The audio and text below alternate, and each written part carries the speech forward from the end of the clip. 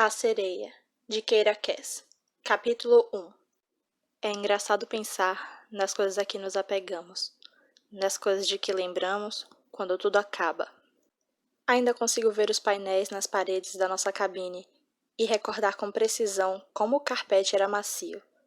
Lembro do cheiro da água salgada permeando o ar e grudando na minha pele, e o som das risadas dos meus irmãos no outro quarto, como se a tempestade fosse uma aventura emocionante em vez de um pesadelo. Mais do que qualquer sentimento de medo ou preocupação, pairava no ambiente um ar de irritação. A tempestade acabara com nossos planos. Não haveria dança no convés principal naquela noite. Essas eram as desgraças que assolavam minha vida, tão insignificantes que dava quase vergonha de admiti-las. Mas isso foi há muito tempo, quando a minha realidade parecia ficção de tão boa que era. Se esse chacoalhar não parar logo, não vou ter tempo de ajeitar o cabelo antes do jantar, minha mãe reclamou. Levantei os olhos para ela do lugar em que estava, deitada no chão numa tentativa desesperada de não vomitar. O reflexo dela no espelho lembrava um cartaz de cinema, e para mim, as ondas do seu cabelo pareciam perfeitas, mas ela nunca ficava satisfeita. Você tem que levantar do chão, ela continuou, baixando os olhos para mim. E se algum empregado entrar? Caminhei com esforço até um dos divãs, como sempre fazendo o que me mandavam, embora não considerasse aquela posição necessariamente mais digna de uma dama. Fechei os olhos, rezando para a água se acalmar. Eu não queria ficar enjoada. A nossa jornada até aquele último dia tinha sido bem comum, apenas uma viagem de família do ponto A ao B. Não consigo lembrar para onde íamos. Me lembro que viajávamos em grande estilo, como de costume. Éramos uma das poucas famílias sortudas que sobreviveram à Grande Depressão com a fortuna intacta, e minha mãe gostava de deixar isso bem claro para as pessoas. Assim, estávamos alojados numa suíte bonita, com janelas de tamanho considerável e mordomos particulares ao nosso dispor. Eu cogitava chamar um deles pela campainha e pedir um balde. Foi então, no meio daquele topor de enjoo, que ouvi uma coisa. Soava quase como uma cantiga de ninar distante, que me deixou curiosa e, por algum motivo, com sede. Levantei a cabeça e vi minha mãe fazer o mesmo, procurando o som. Nossos olhares se encontraram por um instante. Ambas precisávamos garantir que o que ouvíamos era real.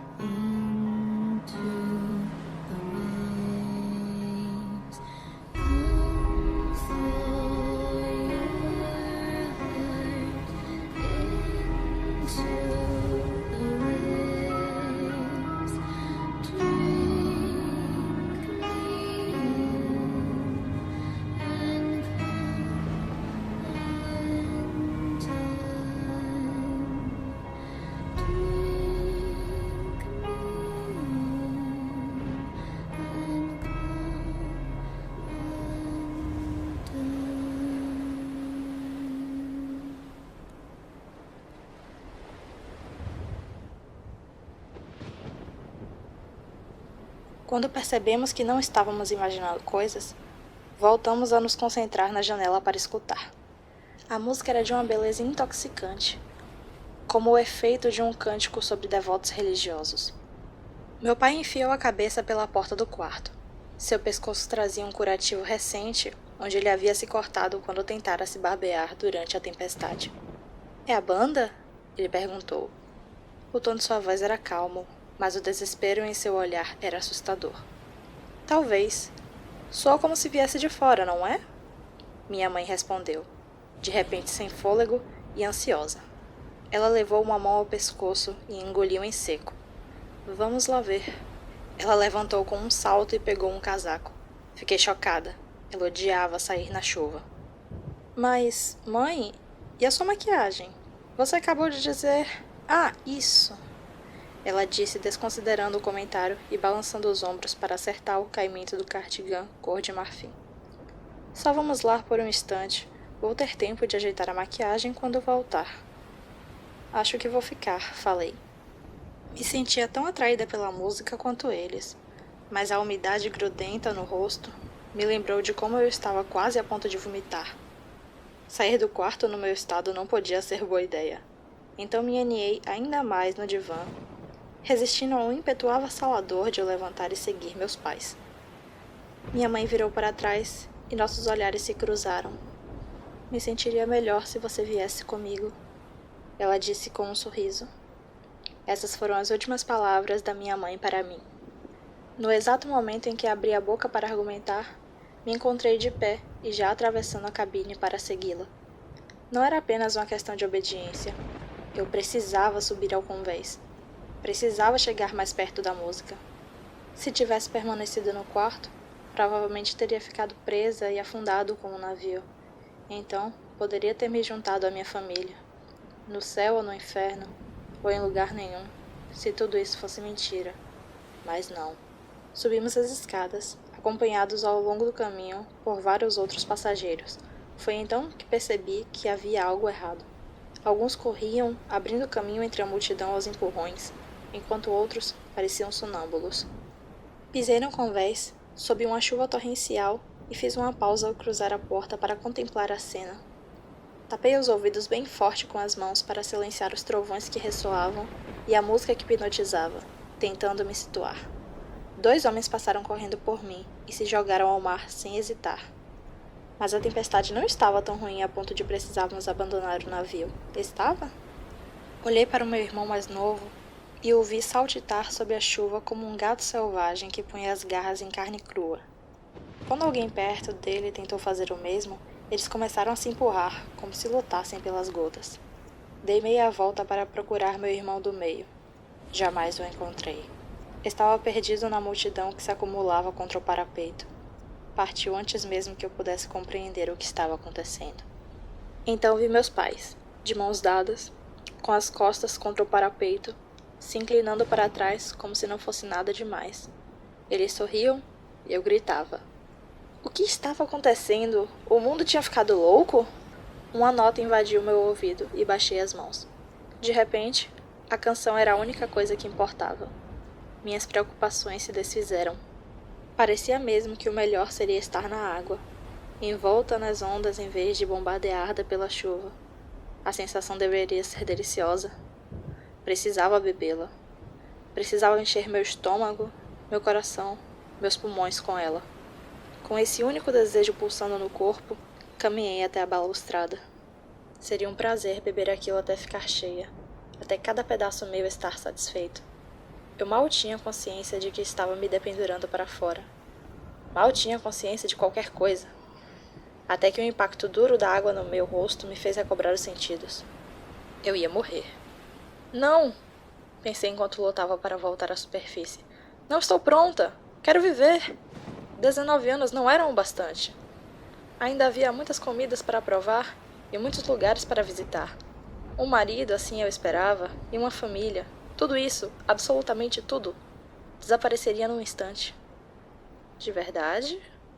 Não tive tempo para duvidar da existência da voz que ouvia e logo respondi. Sim! O que você daria para continuar viva? Qualquer coisa! Imediatamente, fui arrastada para longe do naufrágio. Foi como se um braço envolvesse minha cintura e me puxasse com destreza, me fazendo avançar rapidamente por entre os corpos, até me desvencilhar de todos eles. Logo me vi deitada numa superfície dura, diante de 3 garotas de uma beleza inumana. Por um momento, todo o horror e a confusão por que eu tinha acabado de passar se dissolveram.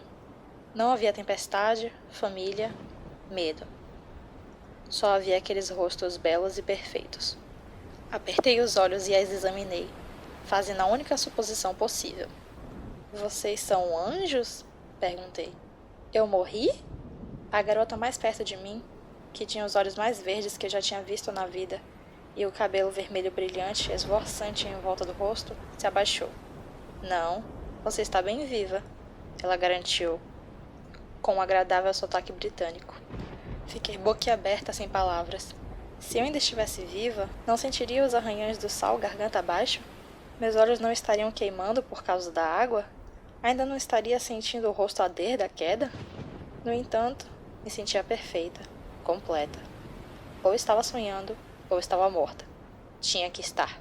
Ainda dava para ouvir os gritos ao longe. Ergui a cabeça e logo depois das ondas avistei a polpa do nosso navio, que balançava de modo surreal acima das águas.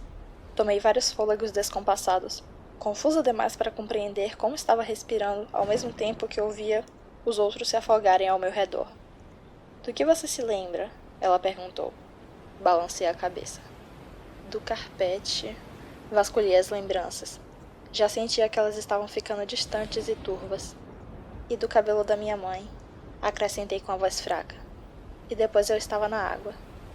Você pediu para viver? Sim, disparei, me perguntando se ela podia ler minha mente ou se todo mundo tinha pensado o mesmo. Quem são vocês? Meu nome é Marilyn, ela respondeu com ternura. Essa é a Aislinn. Ela continuou apontando para uma garota loira que me abriu um sorriso discreto e caloroso. E aquela é Nombeco. Nombeco era negra como o céu noturno e parecia não ter um fio de cabelo sequer. Somos cantoras, Marilyn explicou. Sereias, servas da água. Nós a ajudamos, nós a alimentamos. Franzi a testa. Do que a água se alimenta? Marilyn lançou um olhar na direção do navio que naufragava. Quase todas as vozes já tinham se calado agora. Ah, é nosso dever, e logo poderá ser o seu também. Se você der a ela seu tempo, ela vai te dar vida. Deste dia em diante, pelos próximos 100 anos, você não vai adoecer nem se machucar, e não vai envelhecer um dia sequer. Quando o tempo terminar, você receberá de volta a sua voz e a sua liberdade, e poderá viver. Sinto muito, gaguejei. Não entendo. As outras atrás dela sorriram, mas seus olhos aparentavam tristeza. Seria impossível entender agora, Marilyn disse. Ela passou a mão pelo meu cabelo, me tratando como se eu já fosse uma delas. Garanto a você que nenhum de nós entendia, mas esse dia chegará. Levantei com cuidado, chocada ao ver que estava de pé sobre a água. Algumas pessoas ainda boiavam ao longe, batendo os braços contra a correnteza, como se fossem capazes de se salvar. Minha mãe está lá, supliquei. Nombeco suspirou com os olhos saudosos. Marilyn passou o braço pelos meus ombros, olhando na direção do naufrágio. Então, sussurrou no meu ouvido. Você tem 2 escolhas.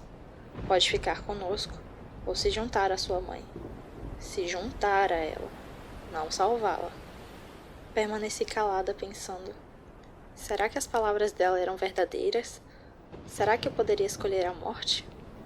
Você disse que daria qualquer coisa para viver. Ela me lembrou. Por favor, leve a promessa a sério. Vi a esperança nos olhos dela. Ela não queria que eu fosse. Talvez tivesse visto mortes demais num dia só. Fiz que sim com a cabeça.